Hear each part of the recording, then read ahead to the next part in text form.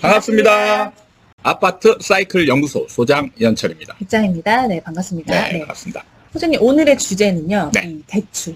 대출에 대해서 얘기를 해보려고 합니다. 네. 이 작년 말부터 이 대출이 좀 안 됐었잖아요. 네. 그래서 부동산 시장이 정말 거래도 줄고 얼음판이었던 그렇게 생각이 드는데 네. 올해 이렇게 들어서서 또 지금 3월달에 나오는 뉴스들을 보니까 대출이 완화되고 있다는 이런 네. 뉴스들이 많이 있더라고요. 네, 네. 그래서 이 부분에 대해서 좀 얘기를 해보려고 합니다. 네. 한번 뉴스 기사를 같이 한번 봐볼까요? 그럴까요? 주담대 빼고 마이너스 통장, 전세 대출까지 문턱 다 낮췄다. 지난해 금융당국의 가계부채 관리 강화를 계기로 시행된 시중은행의 각종 대출 규제들이 본격적으로 풀리기 시작했다. 마이너스 통장 한도를 5천만 원으로, 신용대출 한도는 연소득 이내로 제한하는 등 대부분의 규제는 가계부채 관리 강화 방안 시행 이전으로 돌아갔다. 가계대출이 감소세를 기록하고 있지만 새 정부의 대출 규제 완화 기조와 은행의 대출 문턱 낮추기가 맞물리며 가계부채가 다시 급증할 수 있다는 지적도 나온다. 마지막에는요. 다만 대통령직 인수위원회와 금융위원회가 가계대출 규제 완화라는 공감대를 형성한 만큼 주택담보대출 비율과 총부채 원리금 상환 비율 규제는 앞으로 완화될 가능성이 크다. 금융권 관계자는 올해 들어 자산시장 상황이 좋지 않아 대출 수요가 지속적으로 줄었고 그동안 시행했던 대출 규제 필요성이 사라졌다며 LTV와 DSR 규제가 완화되면 대출 수요는 다시 늘어날 것으로 본다고 말했다. 이렇게 뉴스 기사를 보면 이 대출에 대한 규제가 점점 완화되고 있는 시중은행들이 늘어나고 있더라고요. 네. 저희가 이 대출 규제가 이 매수세에서 가장 중요한 영향을 미친다고 했었잖아요. 네. 네. 이 대출이 안 되니까 매수세가 확 줄어서 거래량도 줄고 그래서 이제 호가들도 좀 낮춰지는 이런 영향을 미쳤다고 했는데 네. 지금 3월 말 4월이 되면서 이제 대출이 점점 완화되면 네. 매수세가 강화될 것이고 그렇게 되면 이제 거래도 좀 늘어날 것이고 거래가 늘면 매도가도 좀 높아질 것이고 네, 이렇게 되면 다시 상승을 하게 되지 않을까. 복등하는 거죠. 네. 복등하는 거죠. 이렇게 되지 않을까 이런 생각이 들더라고요. 네. 네, 어떻게 흘러갈까요? 새로운 정부가 이제 들어선 건 아니잖아요. 네. 뭐 뚜렷한 정책을 내놓은 건 아니고 그럴 것이다. 이제 이런 것들만 이제 굉장히 많이 나오는 상황이에요. 이런 상황에서 지금 현재 이제 벌어지는 상황은 은행들이 스스로 대출을 조금씩 늘려가고 있다라는 거죠. 네. 그럼 여기서 은행들은 왜 대출을 늘려가고 있을까요? 은행들의 그 생각까지는 제가 생각해보지 못했는데 어찌됐든 사람들이 줄어드니까 네. 은행도 영업이지 않습니까? 그렇죠. 네. 아니, 이거는 당연한 거 아니겠습니까? 네. 은행이 이런 거 왜 저한테 질문하는 겁니까? 네. 아니 그러니까 새로울 게 없다는 얘기죠. 네. 네. 그러니까 은행은 먹고 살아야 되잖아요. 은행의 주 수입원은 대출이에요. 네. 대출입니다. 이제 대출을 해야 그걸 가지고 이자를 벌어서 먹고 사는 거예요. 네. 네. 이제 작년 말부터 이제 정부가 대출을 좀 줄여라. 근데 제가 이때 했던 얘기가 정확하게 냉정하게 보면 이게 대출 규제를 정부가 규제를 하려고 해서 했다는 게 아니고 대출 총량제. 기억나요. 네. 그걸 하는 거라는 거죠. 해가 바뀌었습니다. 그럼 대출 총량제라는 게 있어요. 네. 은행에서 대출 총량제라는 건 1년 동안 은행에서 대출을 할 수 있는 양을 정부가 어느 정도 가이드라인을 정해주는 거예요. 네. 이 폭이 있어요. 근데 지금까지는 정부의 눈치를 보면서 이제 1, 2월 달 정도는 대출을 좀 많이 참았단 말이죠. 전화가 없었죠. 네. 그럼 뭐냐? 지금 대출 총량이 이만큼 있는데 거의 안 나갔어요. 이거 해야지 얘네들은 그 수익을 늘릴 수 있는 거 아니에요. 그럼 얘네들은 어떻게든 대출을 하게 돼 있는 거예요. 그래서 그거를 지금 정부의 강한 이제 눈치를 보는 거죠. 정부가 어디를 지금 막고 있고 어디를 좀 느슨하게 하는지 이런 걸 봤을 때 지금 주담대 쪽은 좀 강한 의지를 가지고 있고 그다음에 전세 대출 같은 경우는 전세는 서민들이 먹고 사는 이런 문제, 생명과 직결된 부분이기 때문에 전세는 강하게 옥죄지는 않고 있단 말이에요. 또 문제는 지금 사업자들이 가장 문제죠. 그럼 사업자들이 쉽게 대출할 수 있는 신용이나 마통이나 뭐 이런 부분. 그러니까 이런 부분은 강하게 옥죄지 않는 부분이 있으니까 은행들이 눈치를 봐가면서 빨리 열어버려서 이제 경쟁을 하는 거예요. 그거를 먼저 이제 그 인터넷 은행부터 이제 치고 나갔죠. 주담대는 지금 약간의 정부가 의지가 어떻게 될지를 눈치를 봐야 되는 상황이고 완전히 열어줄지 아니면 뭐 적당히 열어줄지 이건 모르잖아요. 네. 그럼 만약에 이거를 인터넷 은행한테 뺏겼어요. 이제 정부가 정책으로 주담대는 강화하겠다. 뭐 이런 식으로 하면 은행은 대출할 길이 없는 거예요. 그렇죠. 예. 그러니까 지금 앞다퉈가면서 이제 틈새 대출들을 길을 찾고 있는 중이죠. 그러니까 소장님 말씀대로 1, 2월들은 네. 약간 눈치를 보였기 때문에 네. 풀어주지 않고 3월 달부터 이제 풀어줬다 얘기를 그렇죠. 이제 하셨잖아요. 대통령이 누가 되느냐에 따라서 이제 정책이 어떻게 될지 어느 정도 예상을 할 거 아니에요. 근데 정말 치열했잖아요. 누가 당선될지 모르는 상황. 네. 그러니까 1, 2월은 진짜 숨죽였던 거고. 이제 3월에 윤석열 이제 당선자가 대통령이 됐으니까 그나마 민주당보다는 좀 풀어줄 가능성이 이제 있겠지라고 이제 네. 예상을 하는 거예요. 먼저 움직이기 시작하는 거라는 거죠. 그러니까 이렇다 정책이 아직 시행되지는 않았지만 네. 말했던 공약이나 이런 게 네. 완화를 해주겠다 이런 뉘앙스를 풍기니까 지금 은행들도 상대적으로 하는 거잖아요. 그렇죠. 근데 그렇게 보면 어찌됐든 그 반대로 가진 않을 것이니 네. 대출은 이제 완화될 게 이제 확정 지어지는 거잖아요. 네. 어찌됐든. 네. 그러면 이제 우리가 이제 얘기를 해야 될 거는 네. 매수세가 강세가 되면서 가격이 올라갈 것이다. 네. 강세를 지금 이게 하고 싶은 아니, 거예요? 이제 저희가 생각했던 거랑 이제 반대로 흘러갈 수도 있다. 반대로 해서 이제 이현철 망해라 아니, 지금 이거 같은데 아니다, 지금. 아니다. 그래서 앞으로 어떻게 흘러갈지 대비는 해야 되지 네. 않겠습니까? 네. 아니, 아무래도 지금 구독자분들에게 지금 이 상황을 한번 여쭤보겠습니다. 지금 느낌이, 네? 어감이 딱 망해라 이거 아닌가요? 아닙니다. 네. 그렇지 않습니다. 지금 딱 망해라 같은 것 같은데.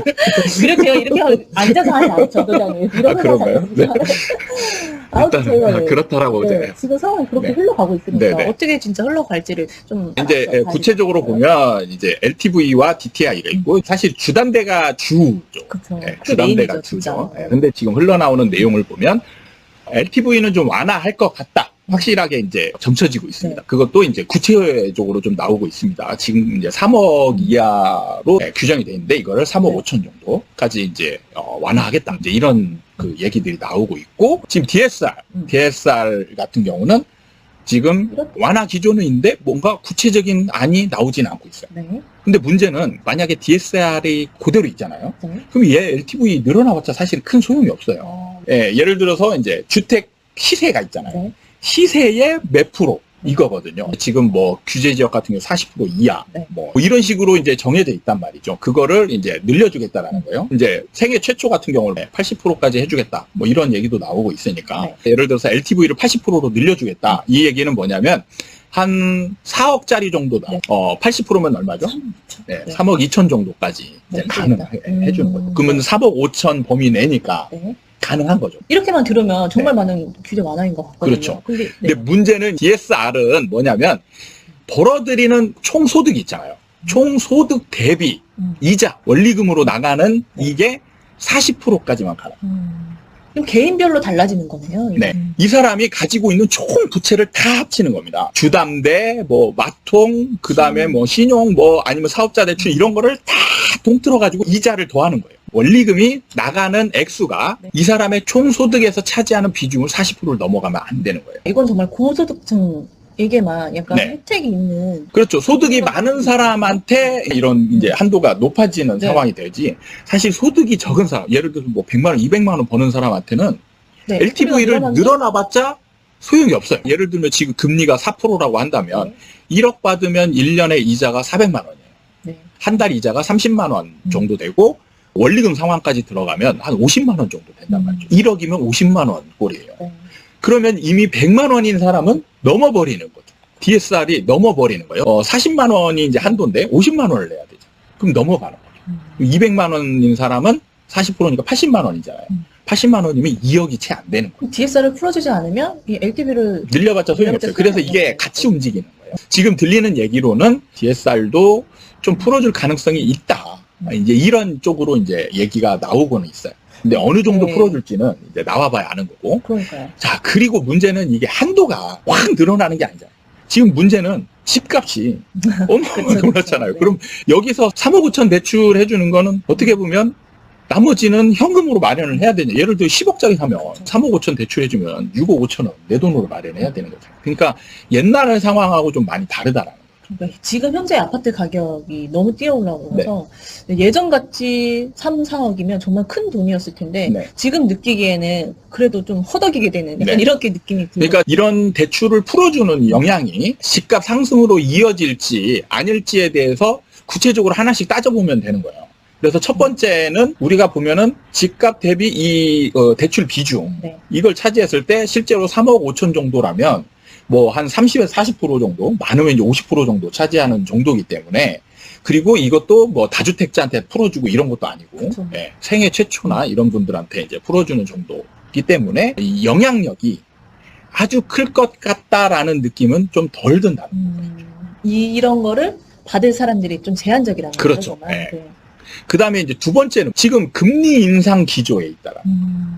그러니까 여기서 이제 문제는 뭐냐면 대출을 받는 사람은 항상 뭘 따져야 되냐면 이자가 나가는 만큼보다 훨씬 더 이 대출을 통해서 벌어들이는 수익이 이자보다 많아야 된다라는 거예요. 그래서 이 이자보다 많을 때는 약간 적극적으로 대출을 받으려고 하고 이자보다 적은 수익이 벌어질 때는 대출을 안 받는 쪽으로 선택을 한다라는 거죠. 그렇죠. 이자 내고도 남는 게 있어야 네. 대출을 하게 되는 거죠. 근데 자 보시면 집값이 상승하고 있는 상황에서는 무조건 이자보다 수익이 많아요. 집값 올라가는 정도가 이자로 나가는 정도보다 훨씬 크다는 얘기예요. 네. 그래서 제가 항상 하는 얘기가 금리가 인상이 되더라도 집값 상승 시기에 있다라면 큰 영향이 없다라고 얘기하는 부분이 그건 거예요. 네. 이자 대비 수익 이걸 비교했을 때 수익이 월등하게 많으면 이자는 충분히 감당한다 이거예요.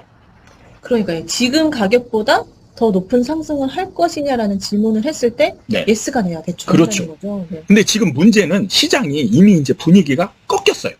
그래서 지금은 사람들이 어떤 이제 심리가 있냐. 매수자 입장에서요. 매도자들은 아직도 상승 기대 심리가 강하지만 매수자들은 지금 불과 몇 달 전하고 지금하고 상황이 많이 바뀌었어요. 네. 상승에 대한 기대 아니면 불안감 이런 게 굉장히 지금 떨어져 있는 상황이라는 거예요. 약간 좀 이성을 찾았다. 그렇죠. 이렇게 되는 그러면 이때 이제 집값 상승에 대한 기대치와 이자의 부담 비교를 해봤을 때 지금은 이자 부담이 훨씬 더 크게 와닿는 시점이라는 거예요. 이자가 지금 거의 이제 2배 정도 올랐는데 문제는 이게 끝이 아니라는 겁니다. 그게 참 중요한 거 같아요. 네, 이게 끝이 몇 안 번이 와요. 남았잖아요. 지금 네. 미국이 금리를 지금 올해만 뭐 몇 번 올리겠다라고 지금 거의 뭐 확정적으로 얘기를 하고 있어요. 그럼 미국이 올리면 우리나라 안 올릴 수 있냐? 쉽진 않죠. 우리나라 그 한국은행에서 금리를 올리지 않더라도 기준금리는 안 올라가더라도 시장금리가 올릴 가능성이 많은 거예요. 실제로 우리가 그 와닿는 부담은 뭐냐면 기준금리가 아니에요. 항상 시장금리입니다. 그럼 시장금리가 지금 4%대인데 지금 앞으로 5%, 6% 될 가능성이 크다는 얘기예요. 그거는 지금 이제 사람들이 거의 다 느끼고 있어요. 인정하고 지금 있는, 같지 않을 예, 거다. 인정하고 있는 부분이기 때문에 자 이거를 감안한 수익을 이제 예상을 해야 돼요. 현실적으로 확정된 늘어나는 부담과 불투명한 미래의 수익과 비교를 했을 때는 오히려 이 부담이 현실적으로 더 크게 느껴진다라는 부분 이런 부분이 있기 때문에 적극적인 대출로 이어질 부분 이런 거는 미지수라는 거죠. 이게 작년같이 만약에 대출을 똑같이 해줬다면 생각도 안 하고 했을 텐데 네. 이 금리가 작년이랑 정말 많이 바뀌었거든요. 그렇죠. 네. 이게 우대금리도 많이 없어지고 네. 금리가 올라지니까 일단 달달이 내가 나가야 될 돈이 많으니까 네. 내가 이런 삶의 질까지 내가 놓치면서까지 집에 사야 될까? 이렇게도 생각할 것 같아요. 그렇죠. 네, 정말 이 대출에 따라서 어떻게 될 것인가 생각을 해봤는데 차근차근 계산을 해보면 이게 그렇게 매수세에 큰 매력적인 요소는 아닐 것 같다는 생각이 들기도 하네요. 네. 안 망할 것 같습니까? 어떤 거? 제가요? 저는 소장님 처음부터 생각을 했습니다. 네. 아닌데 구독자분들께 댓글로 질문 드리겠습니다. 네. 배짱이님의 아까와 태도는 거의 저를 망해라 이런 거였습니다. 네. 아닙니다. 옹호적인 댓글 부탁드립니다. 네. 이렇게 뉴스들이 많이 나오니까 좀 네. 조심스럽게 얘기한다고 했는데 네. 네, 그게 그렇게 전달이 안 됐나 보네요. 네. 오늘 시간 이 대출이 완화됐을 때 어떻게 될 것인가 생각을 해봤는데 네네. 소장님 말씀대로 대출 완화로 인해서 매수세가 확산되는 거는 현실적으로는 네. 아직 좀 부족하다. 네. 약간 이렇게 생각을 하면 되겠네요. 네. 어찌됐든 그래도 기다렸던 사람들은 그래도 매수를 할 수도 있긴 할 것 같아요. 네. 그 첫 생애 최초 주택 구매하신 분들한테 금리도 좀 적게 해준다고 했으니까요. 네. 이때 제가 다른 채널에서도 좀 말씀을 드렸는데 지금 생애 최초인 분들이 이제 이걸 가지고 주택 구매를 할 것이냐 말 것이냐 고민을 많이 하실 수 있잖아요. 이 대출이 이제 좀 늘어나면 네. 어쨌든 모자랐던 부분 이런 것들이 조금은 해소가 도움이 되니까 이때부터 여러분들이 고민해야 될 게 이제 집값 상승이냐 하락이냐 이걸 정말 이제 고민을 해봐야 돼요. 지금까지 고민했던 분들은 상승을 할 것 같다는 생각이 들었기 때문에 고민을 하지 않았을까요? 그렇죠. 그동안에는 이제 그게 거의 확실시 됐기 때문에, 이제 집을 사는 쪽으로 이제 마음을 붙인 분들이 많을 텐데, 지금 변화가 이제 오고 있고, 그런 다음에, 자, 지금의 이런 상황, 지금까지의 있었던 상황을 역사적으로 과거에 있던 상황과 한번 비교를 좀 냉정하게 해보세요. 그래서 2006년도, 7년도의 뉴스들이나 이런 걸 따져보잖아요. 뉴스의 날짜를 딱 없애고, 옛날 뉴스 딱 가져오잖아요. 네. 지금하고 똑같습니다. 시기별로 똑같은 내용들이 있어요. 사람의 심리라는 거는 어떻게 보면 과학적이면서도 그 예외가 별로 없어요. 이 사이클대로 흐른다는 것도 네, 분명히 시장이 어떤 상황이냐, 어떤 상황에 있을 때 많은 사람들의 반응은요 거의 똑같습니다. 그래서 여러분들이 상승이냐 하락이냐 이걸 잘 모르겠다 싶을 때는요, 지금과 비슷하다라고 느껴지는 과거의 뉴스들을 한번 찾아보시면 그 지금 뉴스하고 비교를 해보세요. 그럼 비슷하다.